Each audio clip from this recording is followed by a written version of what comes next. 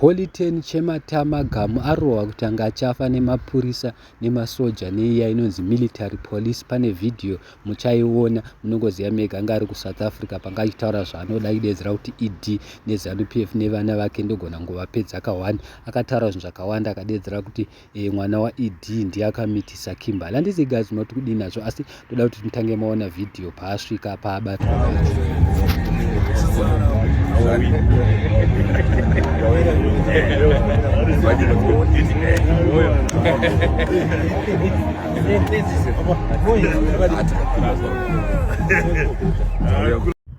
I'm sure video mazvionera mega. Ndi Holy 10 paangosvika achibva alenda ipo pavasangana nemilitary police, but military police yamutora ikaenda naye kubhesi anomuzvambura zvisingaiti. Mukomana akakumbira ruregerero. Right now mukanotarisa pasocial media pane video yaHoly 10 achikumbira ruregerero, but mukatarisa mukanzwisisa nyaya yake zvaari kutaura munotongoona mega kuti mukomana waye atomborohwa, because right now akutaura different story. Ari kudedzera kuti aiwa ZANU-PF is a good politic party. Zvaita kuti nditaure zvese izvi ndaitira kuti muzive kuti ZANU-PF kana ukaituka ukataura zvakashata haimbofi yakakubata, haimbofi yakakurova, but tozviziva tega. Zvinonzi chi read between the lines. Mukomana arohwa kuti anga achafa. Zvaakataura munongoziva ZANU-PF haidi kudzwa chokwadi. Zvangachitaura anga achitoidza chokwadi. Mukomana akashandiswa neZANU-PF yakamushandisa ikamurakasha ikabva yamurasa. Munongozviziva mega. Anga achichema Holy 10 achidedzera kuti makanditorera imba,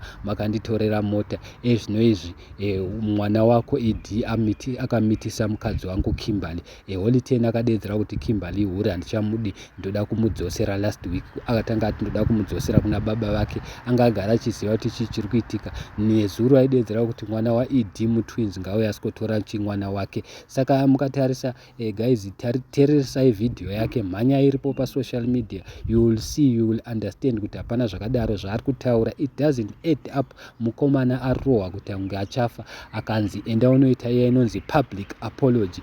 That one yaaita iya inonzi public apology. Mukomana aita public apology achikumbira ruregerero because anoziva kuti akanganisa. Ndozvainoda ZANU-PF inoda kuti uite public apology. Ndo yaaita iyoyi achikumbira ruregerero because arohwa kuti ange achafa. Ndoziva you won't believe it, but you will understand. One day is one day.